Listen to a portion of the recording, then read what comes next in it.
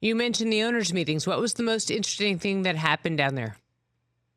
I thought the most interesting thing was some of the rules discussions and specifically the way that NFL officials, including Roger Goodell, spoke about them.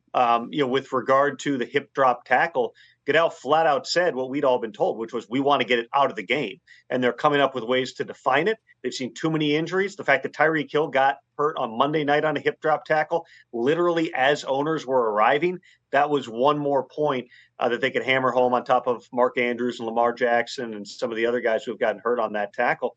We also heard Troy Vincent, who's the head of the football operations and is heavily involved in officiating and rules, speak up and say, in essence, we don't want to ban the tush push. The Eagles do it better than everyone else. That's not a reason to ban something. They don't have any type of data that's sufficient enough to say it's more dangerous than another place. So it sounds like that may survive. And then with regard to the kickoff, you heard Troy Vincent say it's a dead ceremonial play now, which is kind of what they were going for when last year they instituted the rule where you could fair catch the ball inside, your 25-yard line, get the ball brought out. They knew that returns were going to go way down. Now they're using that very data to say, listen, returns are way too far down. We can't just go on like this with a non-competitive play, which we've heard that phrase before back when they moved the extra point to where it is now, as opposed to from the 2-3 yard line. That was because, we can't have a non-competitive play. Kickoffs are now a non-competitive play. So Vincent said they're going to convene a committee of head coaches and special teams coordinators.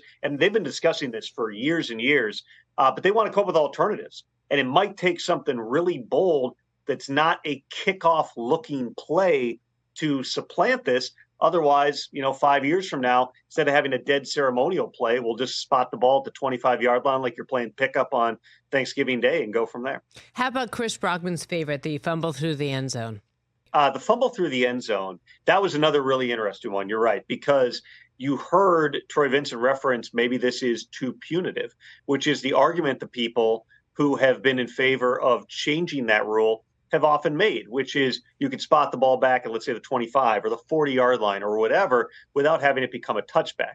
I personally believe that 6 points being the most that you can earn on any single play, that there also needs to be a risk factor involved. If you're going to extend the football, toss it at the goal line. If you're going to get the most points you can, you also have to take on that risk that something really bad could happen. And it's also, I think, significant when you're talking about the sudden change that can happen in NFL games, that you have something that can happen down at the goal line other than a fourth down stop, a field goal, or a touchdown. So I personally think the rule should stand, but the fact that Troy Vincent is out there saying it publicly does mean that at minimum we are going to have a healthy debate on this come February and March. Catch the Rich Eisen Show every single day on the Roku channel, 12 to 3 Eastern, for free.